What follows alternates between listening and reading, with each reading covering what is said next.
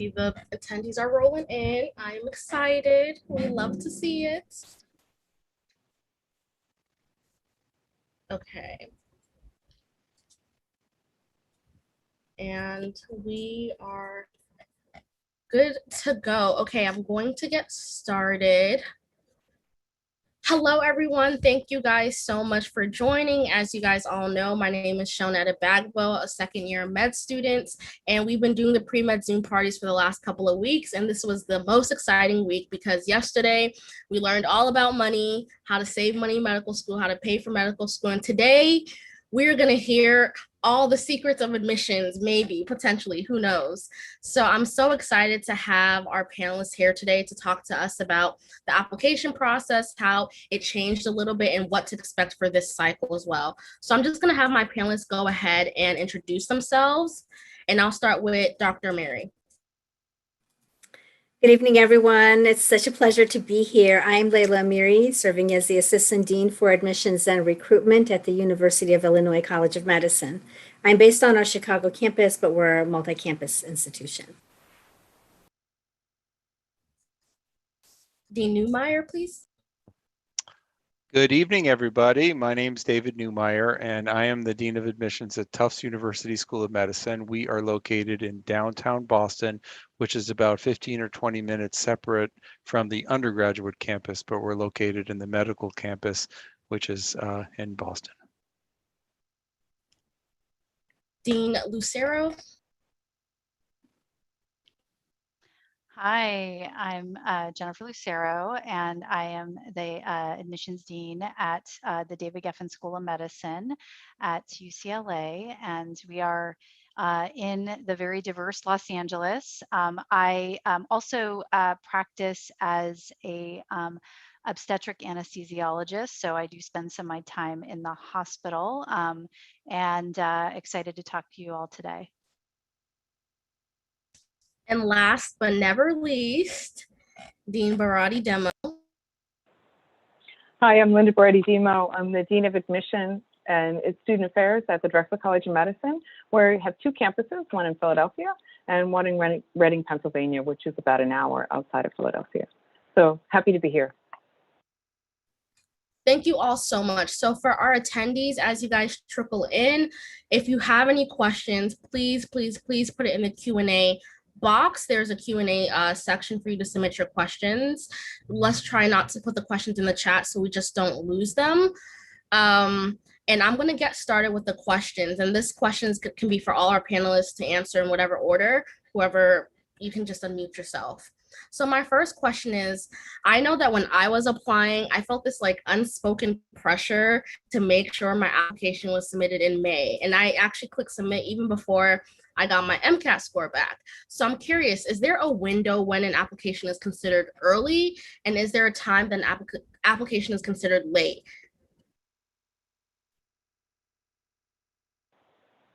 So I can take this one, at least part of it. The best time to submit your application is when it's your best application.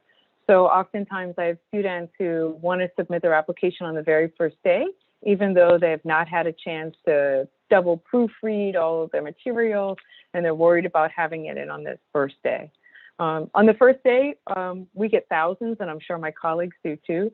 So if you have to wait and make sure that it's accurate and it has all the information in that you want, I think it's okay to wait. At our school, we accept applications completed applications until January 1. We consider everybody until that point. But obviously, the later you get closer to the deadline, the fewer interview positions there are available.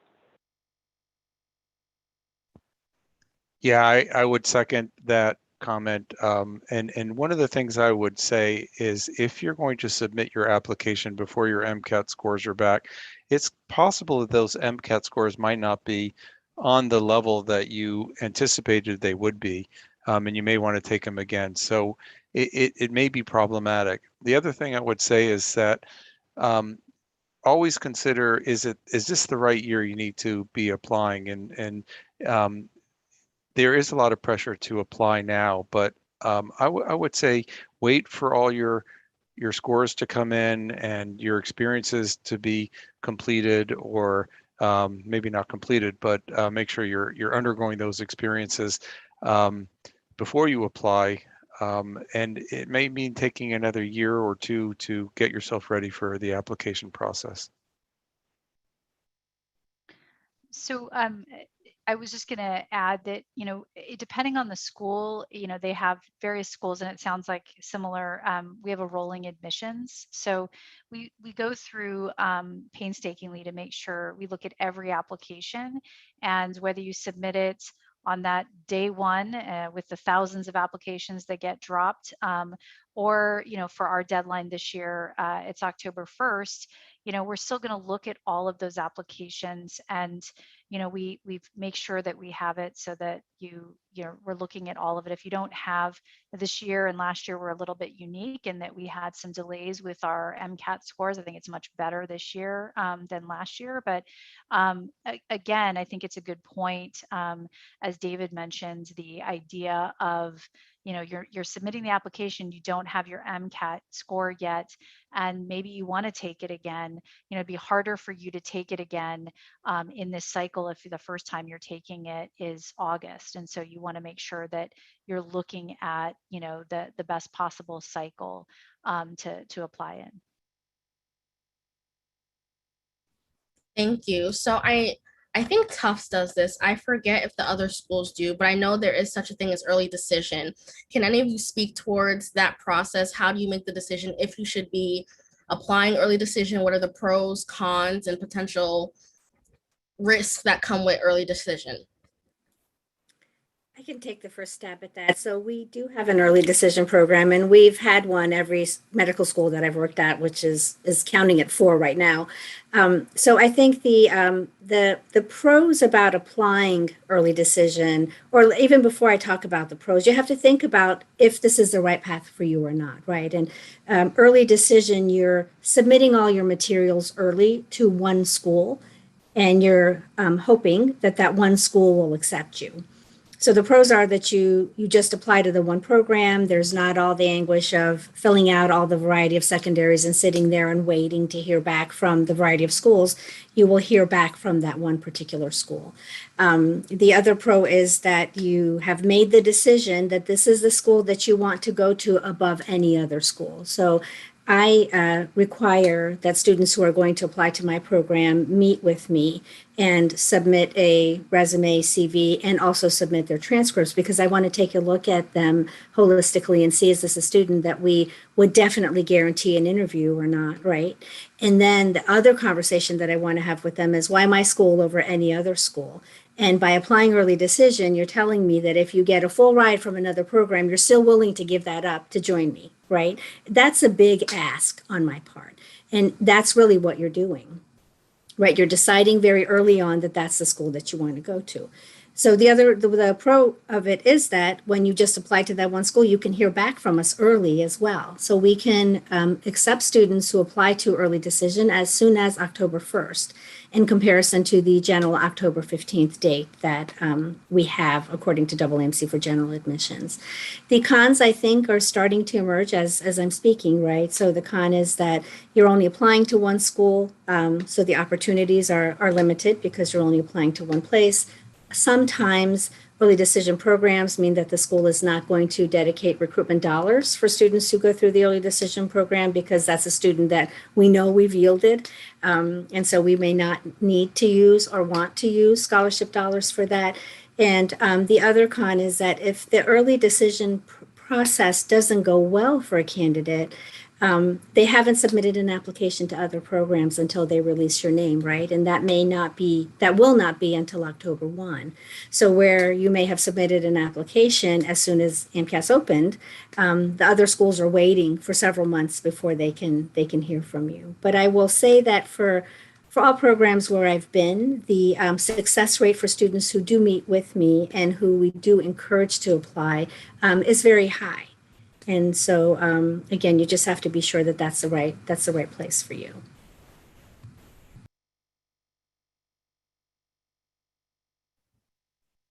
Thank you. So my next question is a myth-busting question. Students who interview late in the season, maybe like February, March, I don't even know if schools do April, Is it true that they're just interviewing for a waitlist position, or are they still interviewing for an actual seat? Spoken from somebody who interviewed all the way through April 21st this year. When you interview at our school, you interview in March or April, we tell students right up front, you're not interviewing for the wait list. So we calibrate our admission offer so that we can accommodate students that we interview in the spring. I think it really varies by school. And if you're interviewing later in the spring, you may want to talk to that school or at least get some information, but it really depends on the school. Yeah, we, similar to what happens at Drexel, we do our best to try to calibrate, but occasionally that doesn't always work out, and that we end up accepting more students early on in the season and all of a sudden realize in March, because we end our interviews in March, that we may not have the capacity to accept people. That's happened in the past to us. It's been challenging these past couple of years because of COVID, this past cycle and the cycle before because of the traffic rules for the application process for AMCAS changed a bit, and none of us were really certain how to manage it. And so that being said, those people who were interviewed well in our process were very, very high up on our wait list. And in general, on years when we have had this issue, those applicants generally get accepted very early on in our wait list process. So it's not just a show and tell to interview. It actually does make a difference. Thank you. My next question is, and I think this is going to be a really good question that everyone should pay attention to. What are common mistakes or red flags on applications that prevent students from getting an interview?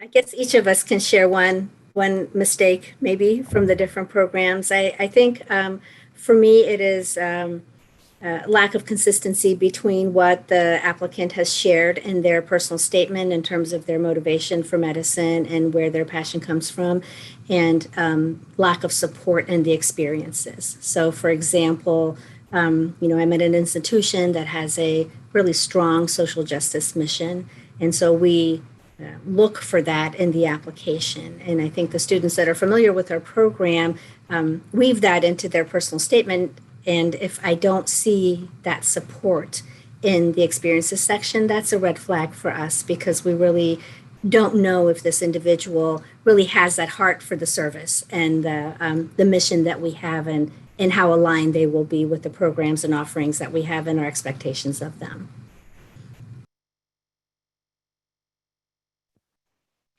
We've seen many different types of things that can go wrong with an application.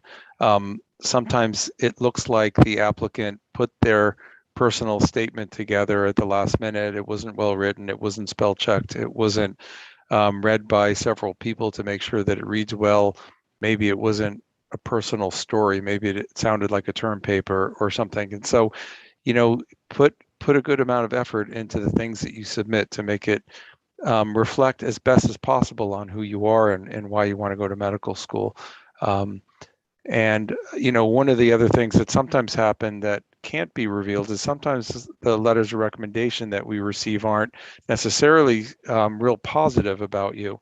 And we can't share that information. And sometimes when students come and ask if we can review their files and give feedback, sometimes it's really challenging for us, because sometimes the answer lies in things that are personal and private, and we can't reveal the information. I think to add to that, my mentor, who is now retired and was the Dean of Admissions at UCSF, said students would come to him and say, I don't understand why I didn't get interviewed at any medical schools I applied to. The hint that he would give is, think about the things that you don't know, what part of your application are you not aware of and can't look at? And so again, that's sort of one of it is the letters of recommendation.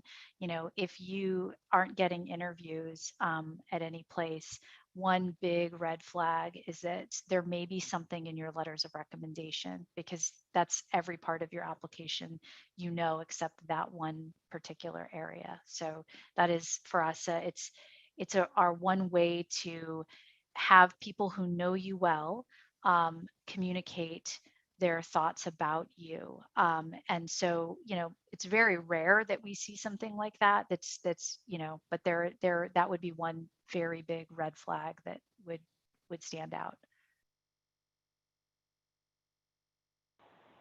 I think one of the other things is the secondary questions. So the secondary questions, I know it probably seems like a full-time job for many applicants. There's a lot of them. There's a lot of essays. You have a short period of time. You want to turn them around as quickly as possible. But one thing that I can almost always tell is when somebody is submitting an answer to a question that is not the one I asked. So I understand and totally get where you might want to save some phrases or save some paragraphs and maybe try to reuse information, but make sure that that really matches the school. So in our case, much like Dr. Mary, we have a real social justice, real community service bent. And when somebody's secondary application is all about research and not about what our core mission and values are, sometimes we think that might just not a good match for us.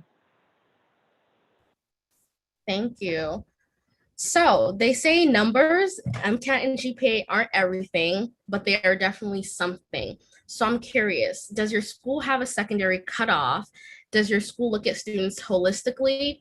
If so, how? And like a piggyback question is, I know that some schools have a way of calculating on their end if an applicant is disadvantaged apart from self-report. Does your school do that, or how do you evaluate students from a disadvantaged background? Well, I can start. First of all, the whole concept of holistic admissions is, in fact, that we use every aspect of your application to make a composite about who you are, what you've been through, what you represent, and our best possible prediction of, are you going to be able to succeed as a medical student and flourish as a physician and serve the community at large. And so what that means is that, yes, grades and scores are important, but so is everything else. And there's no real single number, at least at our school, that necessarily is a cutoff. But we have, thousands and thousands of applicants, and we want to make sure that we get a good sense of who you are. Are you going to wake up in the middle of the night and take care of a sick patient? And that's not reflected necessarily by your MCAT scores or your grades. On the other hand, your grades and your scores might be a better predictor. Are you going to be able to make it through the first 2 years of academic training in medical school? Certainly that doesn't predict everything, but that is one part of the ability for us to predict that. Now, there are some students who have taken the MCATs multiple times and eventually get a good score. And in our mind, that is the best predictor of success. There are students who started out in college with because they weren't sufficiently prepared to go to college because of their background. And it may take them a couple of years to sort of get to stride and do well. And those students in our application process do really well when they come to Tufts. And so it's not just about your total GPA, it's about the whole sort of composite, where you've been and where you are now.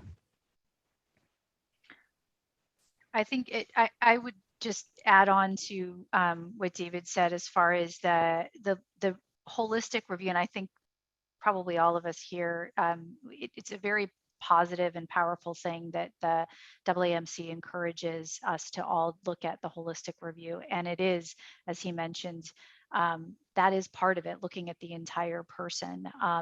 There's a lot that goes into an application.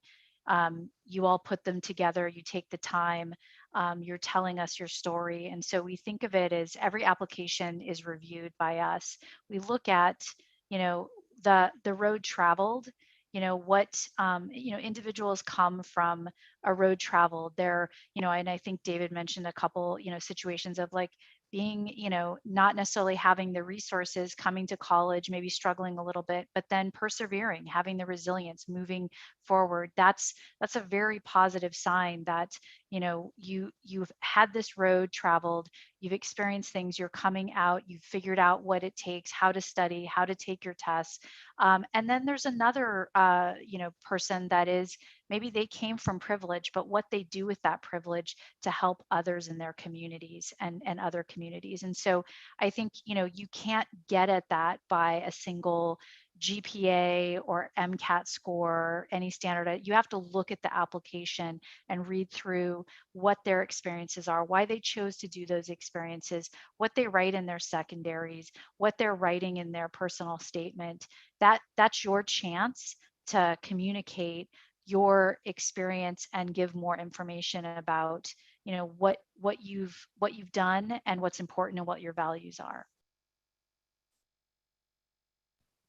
Thank you. I have another myth busting question. It's kind of, I think, similar to the answers you already gave, but I think it's really important for me to ask this up front and highlight this. But I can speak for myself that like I know I have experienced people invalidating my achievements of getting into multiple schools, and they attribute that all my success to affirmative action.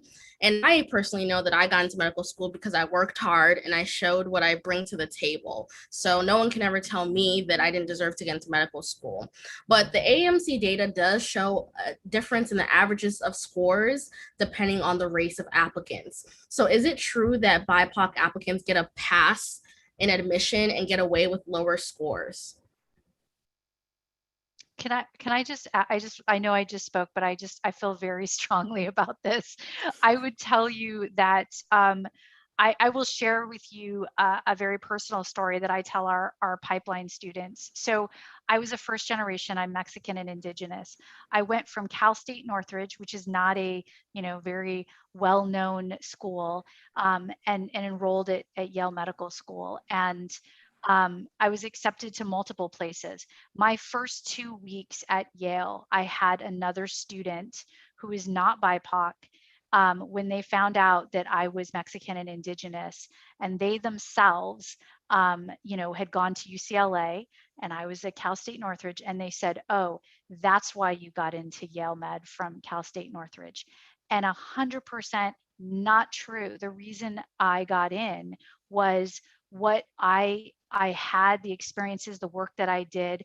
And I tell all of our BIPOC students, you earned your position here. You are here because you have resilience, perseverance. You have done amazing things. You are strong academically.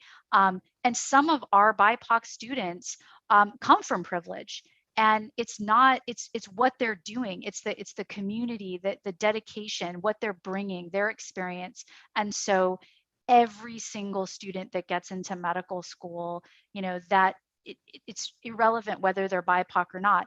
They've worked hard. It's a merit that they're in. It's not there is no charity in this. It's, that I feel very strongly. And I've had students that feel like, oh, I'm worried, am I going to be able to do well at UCLA? And absolutely, you earned a spot. That is nothing. Nobody gave you any handout. It's all hard earned. I'll piggyback from what Jennifer just mentioned. When you think of this at the practical level, we're not going to admit students with a pass because our accreditation is tied to the students that we admit. So when you think about all of the holistic admissions processes, the missions that we have, the physicians that we aspire to graduate, we're never going to admit an individual that doesn't meet our qualifications just because there's something else. I would also say that the only information that each student has about the application is the information that they have about their own application. So whenever I have the opportunity to speak to students, I always tell them, don't compare yourself to anyone else because every applicant is unique, right? And this goes beyond us just saying, people are, special, because it's all of the lived experiences that that individual is sharing on their application, and that metric is just part of it. And I think if folks are going to talk about the numbers, then they have to look at the history of our country and understand why is it that groups of individuals are underperforming, if I can even use that word. I just can't come up with a better word right at this moment, and maybe my colleagues here can help me with this. But if groups of individuals, large groups of individuals, are performing differently on an exam, there's inherent bias in that test, right? Because when students are admitted to med school, they all graduate and they do fine, right? Based on the support mechanisms that we have. So I would like for our students, our BIPOC students who are listening to us tonight, to know that you just need to be like a duck with that water just rolling off of your back. Those words just should not have any meaning for you whatsoever, because I know that nobody admits individuals into their medical school just because, right? We admit students. This is hard work, right? I mean, it's a lot of work. It's a lot of applications. Linda gets, I don't know, double digits of thousands of 17,000 applications a year. So she's not just going to review people to just let them in, right? So I'll stop talking and let the rest of you comment on this. I know we're all pretty passionate about this. I agree a million% with my colleague, Dr. Marian. One thing that I would encourage people to look at, so we look at sometimes the low end of things, but I would encourage you to look at the other. I think it's somewhere between 15 and 20% of the highest performers, the people who apply with the highest GPA and the highest MCAT, who don't get in, right? So that tells us that it's not about numbers in some way. It's, instead of just looking at one side of it, look at holistically. But to echo what Dr. Mary said is that it's about you and your journey. We've got thousands, and in our case, we had about 17,000 people apply. We're, as my colleague, Dr. Lucero, said, this isn't a charity game. It is really looking at who is the best fit for your program. And because we admit somebody doesn't mean that Tufts or UCLA or UIC will take them. I mean, it's really about the right fit at the right school. Thank you so much. My next question is, every year, students end up spending thousands of dollars applying to medical school when they just aren't ready. What are the qualities of a strong applicant, and how should applicants self-evaluate to make sure that they are strong enough to apply to medical school? I have one big piece of advice. Every time that a student tells me, can you ignore this because this doesn't reflect my actual performance, that should tell them that they're not ready to apply to medical school, right? Because what you have on paper and what you have, I shouldn't say paper, what's in the application should be reflective of you as an applicant and should be reflective of your readiness for medicine, right? So if you have to call me up and say, hey, can you ignore, and it may be an MCAT, that's fine, right? So the student may feel that a 504 is something that we wouldn't admit, right? But so in their mind, the 504 is low, but what they're telling me is, can you ignore this because this doesn't really reflect my academic abilities. And if you have to make an excuse for anything that you're submitting in your application, that's not the best time to apply. I also want to just add, because I completely agree with what was said, but I want to make a distinction between being ready to apply to medical school and being ready to be a medical student. I think that's an important distinction. And so the sort of the concept of being ready to apply to medical school, am I good enough to apply, somewhat attests to a sense of self-confidence. And that's a really hard thing. And I think some of the most brilliant, capable people lack confidence because they're the smarter you are, the less you realize you don't know, and you're good at asking questions and being self-reflective and such. And those are really good qualities to have and things that we're actually looking for. It's the people who are super confident and think they know everything and think they're God's gift. Those are people who actually are become trouble as physicians, because this is a team sport. This is all about asking questions and feeling insecure, and you're taking care of human lives. It's really important to have that sense of curiosity, but also understand that we do make mistakes and we need help. And so just the distinction between being ready to apply and being ready as a medical student are different issues. Thank you. My next question is, I heard, and I've even been told myself not to disclose or include any personal information that could potentially give admissions an easy reason not to accept me. What are your thoughts on discussing mental illness or disability in a student's application? Is there such a thing as too much information?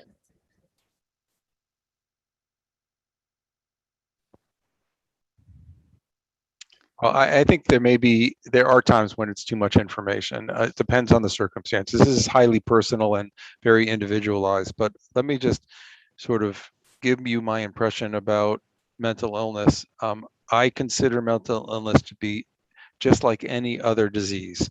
And mental illness is incredibly common and incredibly important to have an understanding about. And it's also really important that we do not discriminate against people who have mental illnesses. But if you think about, I can think of many diseases. Asthma, for example, I have asthma. So I'll use that as an example. If my asthma was so out of control that I couldn't function as a physician. I couldn't, run to a code, or I was having trouble breathing, so I couldn't function to take care of patients. That would probably mean that I shouldn't go to medical school until my asthma is under its best control. And I would say the same thing about somebody who has some sort of psychiatric illness. If, say, it's depression, it's totally okay to talk about it. But what we want to make sure is that you've been able to have stability in your disease and demonstrate success in life and academia um, with that. And it's absolutely okay, because it's commonplace for physicians, for medical students to undergo stress and have anxiety and other depressive symptoms during their training, during their lives. And we want to make sure that you have the capacity to work through it and overcome it and get back on the horse again. And that sort of sense of grit and resiliency is really important. So there shouldn't be any discrimination. On the flip side, it is important not to over reveal information that might be too personal, that's really not relevant about the med school process. And I've seen that happen where people have been maybe over divulging, and maybe that's not necessarily helpful. I was just going to add, I think the question of why you would be divulging, I think it has to, a sort of question about if you're divulging something that isn't relevant to the application and to your journey, then why do it? But if there is something that is impactful, that's part of your journey to medicine, that you either are going to talk about something you've overcome, something that you've had to struggle with. I sort of think about, like, from the perspective of learning disabilities. Maybe that is part of your journey of, your struggle early on and being then, getting the diagnosis of a learning disability and how that helped you. Like that's something you don't necessarily, it's not going to be held against you, but it's important that you talk about that and say, this is sort of how, why I maybe struggled early on, or how that gave me the confidence to advocate for myself. And I look at that as part of, when we think about equity, diversity, and inclusion, part of diversity is those individuals who have visible and invisible disabilities. And we should respect that in the same way that we would respect, other types of diversity that we look at.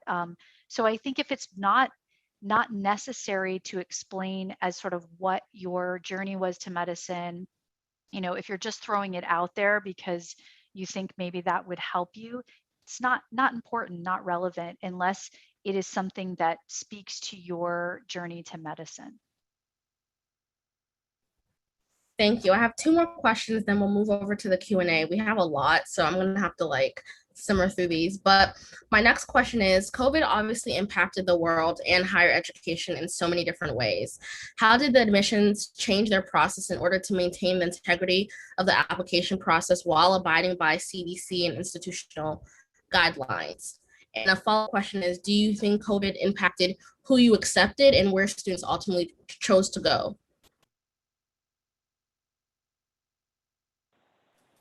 I'll take a first stab. So I don't think that it affected who we admitted. I think our process, we were able to, I think, adapt.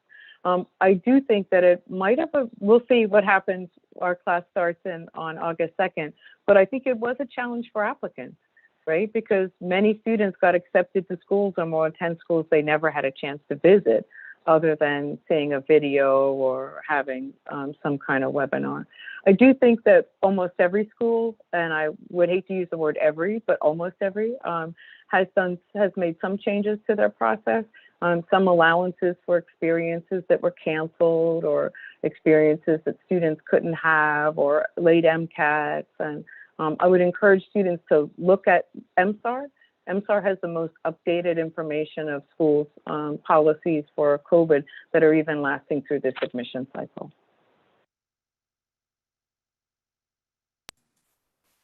I think one difference that we saw this year is, I'm at a large public university, and so I don't have a lot of resources available to support applicants during the application process. So every year it was really heartbreaking because there were students who were just fantastic as far as we were concerned, and their resources didn't allow them to come visit us on campus. And this year we didn't have any of those experiences. All of the students that we invited to interview, surprisingly, were able to accept our offer for interview. And so I felt that, our eyes were opened up a little bit in terms of how we can do business a little differently in comparison to the past. Our faculty were not willing at all to, for example, meet with students virtually, right? And so if a student was with Peace Corps or was, completing a Fulbright outside of the country and they weren't able to come back and visit with us, we always lost the opportunity to meet them. And I say always because that's what happened every time. And this past year, that wasn't the case. I mean, there was one day where a student was at an 18-hour time difference with us and still was able to participate. So I think some of those processes will probably linger with most medical schools. We all have found different ways to do this type of work while maintaining the quality of the candidates that we invite to join us. So I'm looking forward to learning from my colleagues, not only on this panel, but also at the national level on what they've retained in their process based on this. Thank you. So with the time we have left, I want to go into the Q&A because there's quite a lot.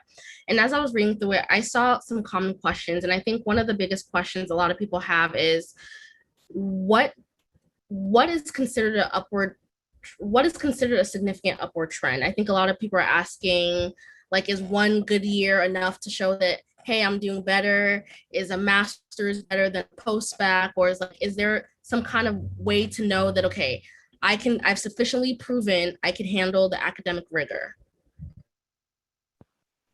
Some of this depends on, it's not just about numbers, it's also about what you've taken and what you've experienced. So, for example, if a student has an upward trend, but they've only taken one science class during that upward trend, that may not be a good predictor of success in medical school.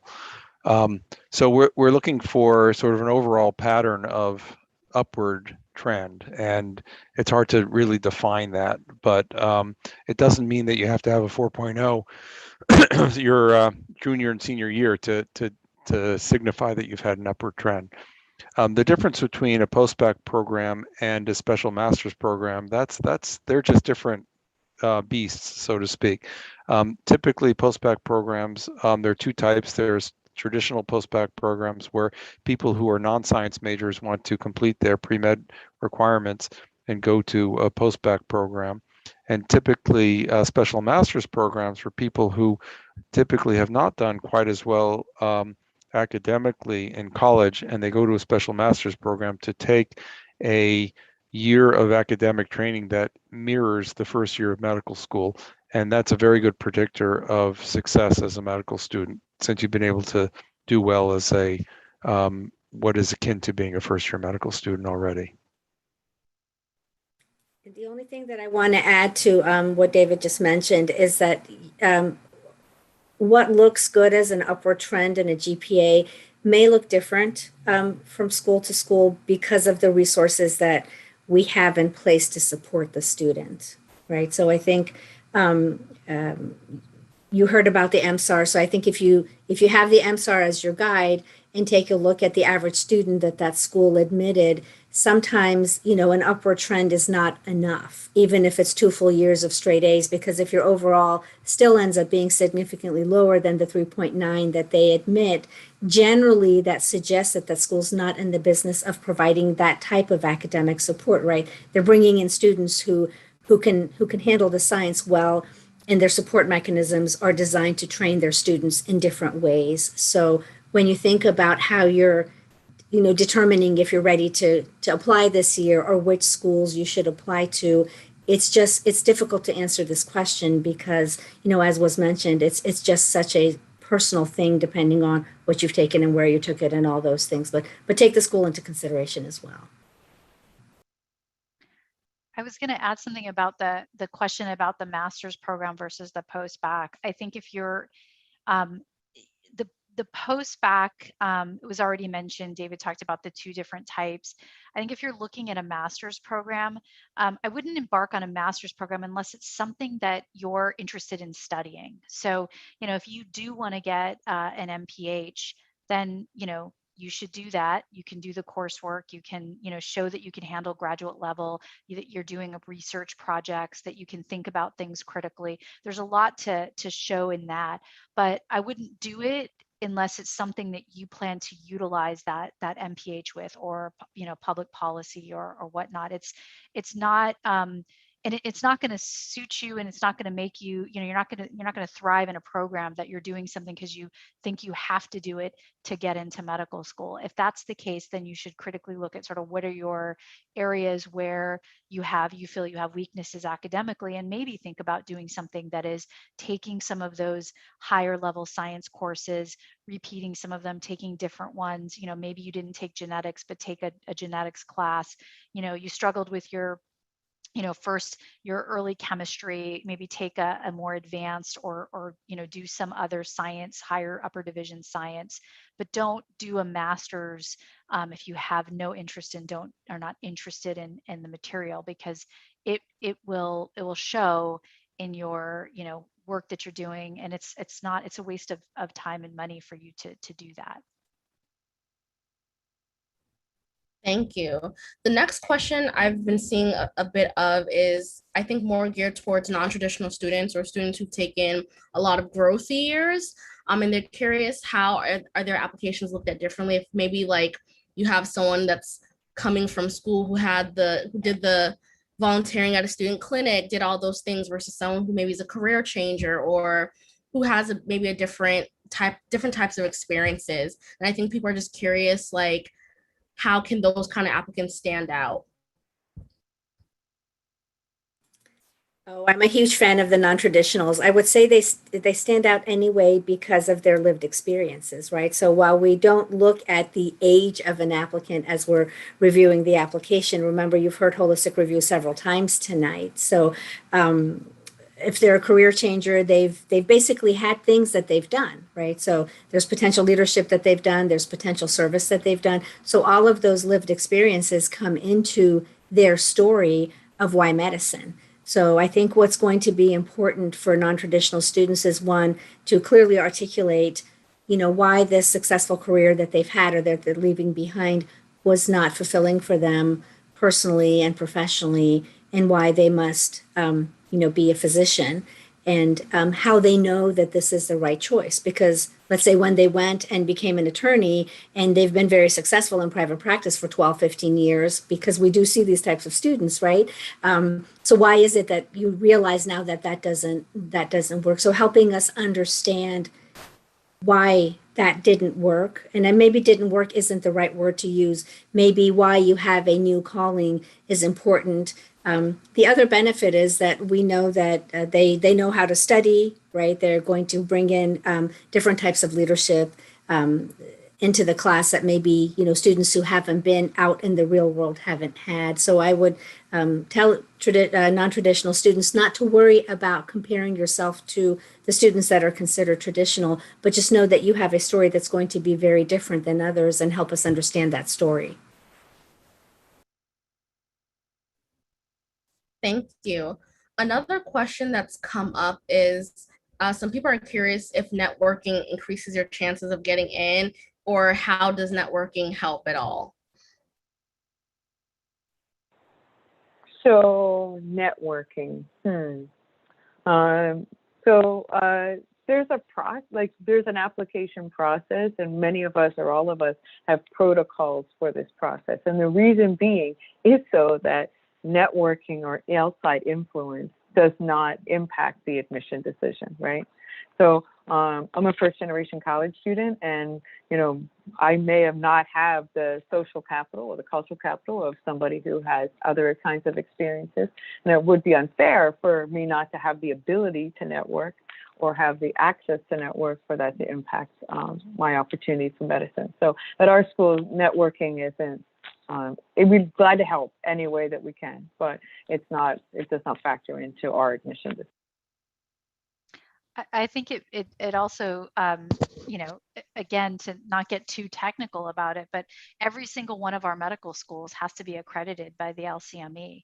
And one of the most important parts that the LCME wants to make sure is that your admissions process is not subject to any influence. You can't get a phone call from a donor to the dean, and then the dean calls me and says, I want this person in. It doesn't happen. There's a wall. And so you can network, you can talk to, networking's great. It's helpful in other ways, but it's good to have mentors and, for your career development, but it's not going to get you into medical school. And there's very strong, walls that get put up because of, it's so critical. And LCME would absolutely, you wouldn't have a medical school if that was allowed. And I just want to put it in perspective. The LCME, the accreditation body, is doing this for really good reason, because we want to make sure that the best and the right kind of people are going into medicine. Just because mommy and daddy come from a lot of money and they can network and try to influence the process, that applicant may not be appropriate for medicine. And so that's really important. No one wants to go to a physician or any other healthcare provider that bought their way into school. That's just, besides being ethically wrong, is just bad for the field of medicine and bad for humanity. One other thing I want to add is networking. Sometimes students think if they talk to myself or one of my colleagues, or if we give them advice, or which we all do, that's going to increase their chances. There's a whole committees that vote. There's multiple layers of review. So if you do connect with somebody at a medical school and you get an opportunity to get some advice, or they can serve as a mentor, that's really great. And that information can be helpful to you. But there's lots of layers of decision making before someone gets accepted to medical school. Thank you.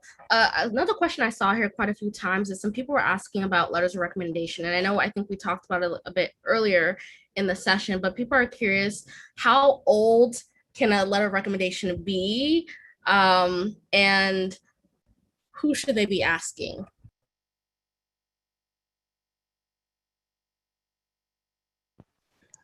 I don't think there's any timeline. I think, not all your letters should not be really old. We want to get a sense of who you are more recently, but doesn't mean that one of your letters can't be from the past, depending on the type of experience it is. So if it's a really sentinel life experience, then it's okay to have an old letter, but there should be letters that reflect some of your recent activities as well.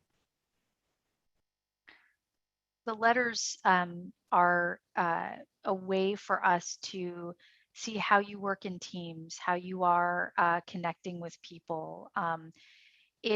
I think one of the things to look at is, it may be something if you worked at a community clinic for 2 years and you don't have a letter of recommendation from somebody at that clinic that you worked with, um, that that's concerning. Why would you not have that? Also, if you've worked in a lab with a very well-known researcher that's the PI, but that PI doesn't really know you well because it's a very big lab, obviously you don't need to, it's not for us, it's not necessarily, oh, we need this letter from this, Nobel laureate. We need a letter from, the postdoc that you worked with. I mean, more than likely the letter of recommendation is going to be signed by both of them, but the person that's going to write about you as a person is the person that worked with you. So, it's not necessary to sort of pick people that you think are going to wow us. Pick people that know who you are, what you've done, the work that you've done. I had a great letter from a student who she worked in a community clinic, and the committee was wowed because the letter was written by the medical assistant that she worked with. And it was just so powerful because this was, a situation where that person knew her the most, and the committee was like, wow, this is a person who values people. It's not about titles. It was a really powerful letter. So think about it from that perspective. Who knows you the best? What have you done? What are you passionate about? I think it's been mentioned, I think it was Layla that mentions, if you're working with, you say your commitment to, underserved structural, you care about, structural racism, you're all about, working in communities that have been impacted, you know, I need to see something from your letter writers that indicate that. If there's nothing there, then I kind of concerned that you're writing about this because it feels like you're just telling me because you think that's going to make me feel good about your application. You have to have the letter writers talk about what's important to you, what you're passionate about. Those are people that know you. Thank you. I'm going to try to squeeze in maybe 3 to 4 more questions. And I think this is a really good question, especially when students between now and maybe even so the cycle as well may not be able to visit the school. But a couple people want to know, what are other resources besides the school's websites that applicants can use to learn about the specific schools, especially when they're answering the question on secondaries of why our school? I think the students that attend that school. So most programs have, a group of students that serve as admissions ambassadors, or somehow they support the admissions process and are representatives of the student body. So speaking to the current students is always really helpful. And I just want to pick up on something that you said, filling out the secondary and why do you want to go to that school? Applicants should not try to get from us what we're looking for in the secondary, right? Because we can't coach you on what to put in there, right? So basically the secondary question is specific to our program and unique to our programs. And we want you to tell us, how that question, whatever that might be, resonates. But I think that the current students that are attending there, and if there's a possibility to speak to the faculty as well. So for example, if there's a particular type of research that a student is interested in and the faculty member, is at that institution, figure out what the best way to reach out to them is. I'm not saying, just blast faculty members with emails because you probably won't get an answer because everyone's super busy. But if you connect to the admissions office and ask, are there mechanisms where I can communicate with current students, current faculty members? Dean of Student Affairs are always willing to entertain questions and things like that. So somehow to engage with the community a little bit more. Schools are doing lots of unique things as well. Schools are setting up webinars, Q&A. AAMC just had a virtual fair. They're going to have a couple more this year. So there are other resources where you can engage with us besides just the static website. Thank you. Another question, I keep seeing this question a lot, but people are really curious if the 2-week turnaround is actually important and if schools pay attention to that. I might not be a good school to ask since we have such a large applicant pool. But we really don't look at, if you didn't turn it in 2 weeks, I'm like, 15 days, Layla's out. We don't really do it like that. There are some schools that do have deadlines where you have to return the secondary within a certain time frame, and you should be cognizant of those schools' deadlines. Turning in the secondary, turning it in early and not good, it's better to wait until you have the opportunity to really turn in a clear, well thought out, well-designed secondary. But you just want to be cognizant of folks' deadlines, right? So if you're going to turn it in really late, and that means your application is going to be really late, is this then the best thing for you to do?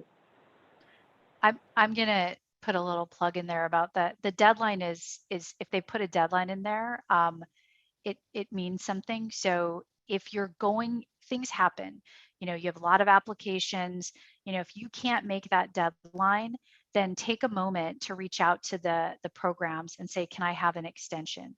More than likely the program, if you're asking for an extension, they will grant it for you. But don't assume that if it's not in by the deadline that it'll be moved forward.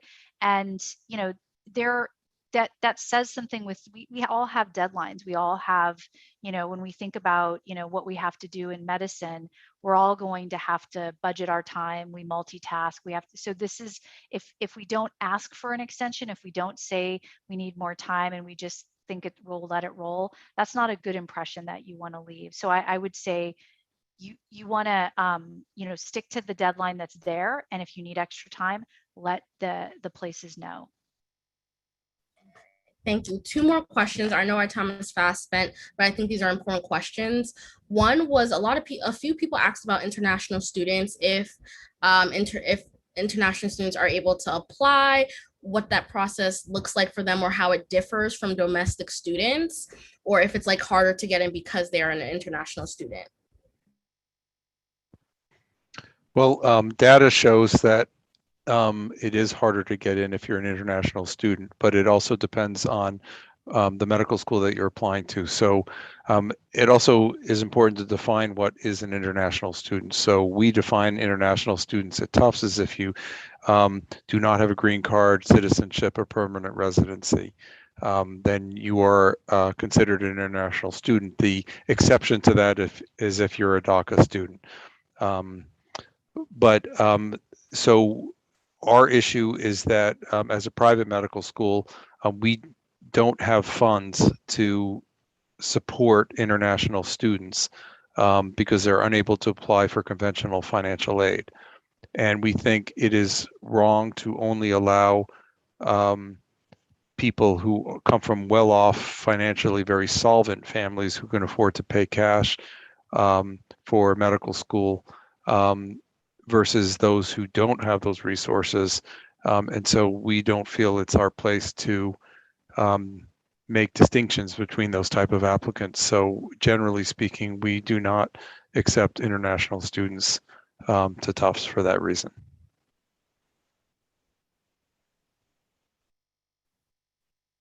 Thank you. And if you're interested in seeing which schools accept international students, I hate to give another plug for MSAR, but it is a really great resource. There's a listing there of schools that would let someone know which schools do accept international students and what, if there's additional criteria what they might need. And many of those schools have financial resources available to support international students that are independent of national funding metrics. Thank you. Now, my last question for tonight is if each of you can share maybe one thing that makes a personal statement stand out, or maybe some of the most moving things you've seen in personal statements in the past.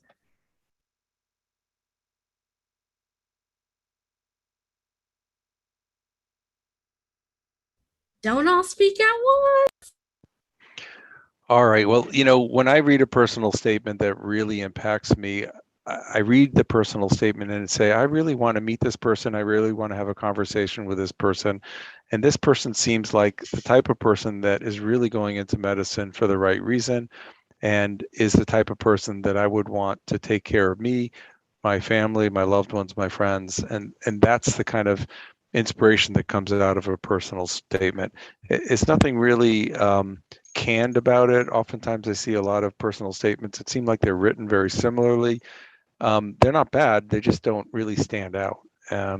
So in that, it's very personal. So what may be very impactful when I read it may be very different than another admissions committee evaluates it. And that's why it's important to apply to a lot of different schools, because hopefully one of them will work out for you.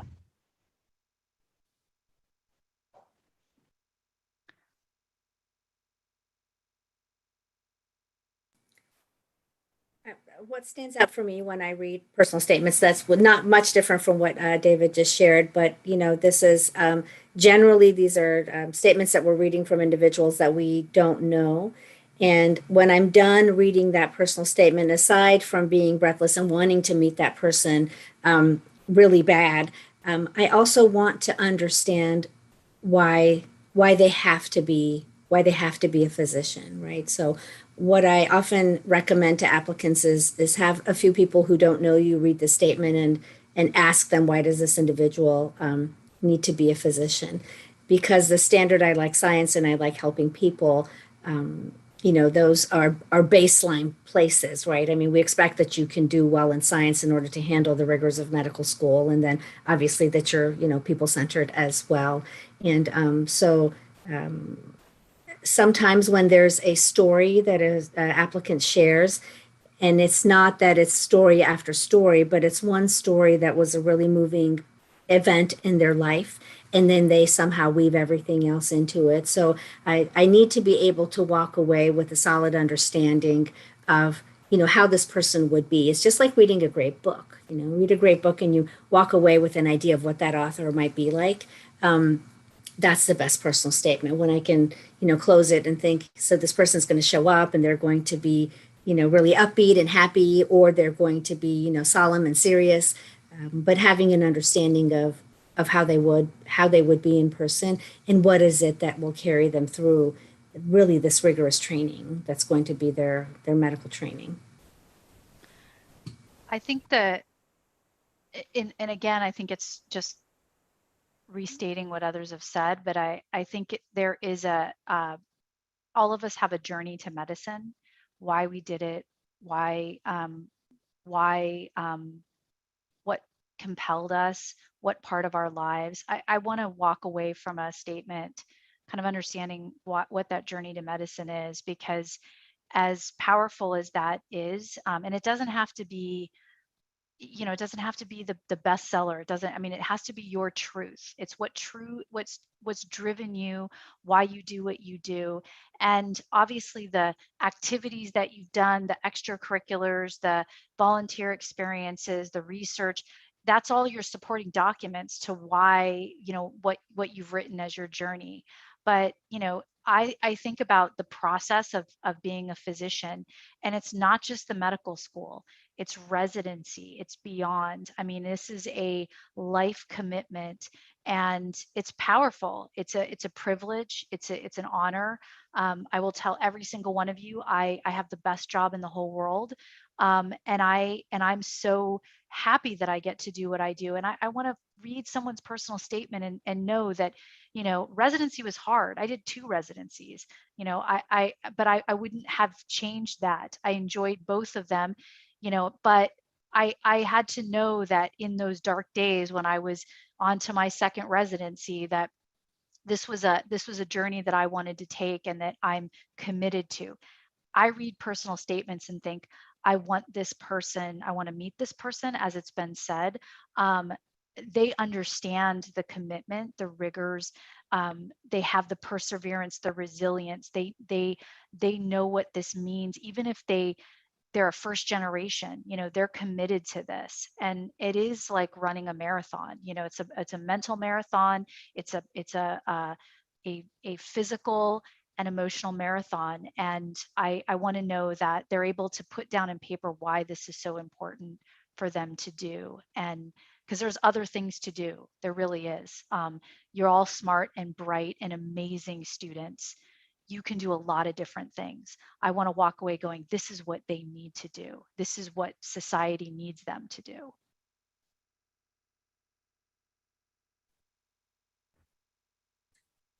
Thank you so much. I know our time is fast spent. I am so grateful to each and every one of you for coming on the panel, sharing the wisdom, the knowledge. You are helping so many students, and I know so many people have been very, very grateful for this. I'm gonna humbly ask if you're comfortable putting down the contact information for yourself or your school. So students, if maybe they're interested in applying or maybe have more specific questions, can reach out to you post this panel. So while my panelists are doing that, putting that in the chat, I'm going to say thank you to everyone for showing up. Next week, I believe we're going to be talking about GPA reinvention, how to kick your grades back up if they're a little bit low, and we're going to be talking about dating and relationships in medical school as well. So I can also collect the contact information. And for those who registered on Eventbrite, I can send a follow-up email with the contact information for the different schools as well. Thank you so much. And I really, really appreciate all of your time. Thank you everyone for coming tonight.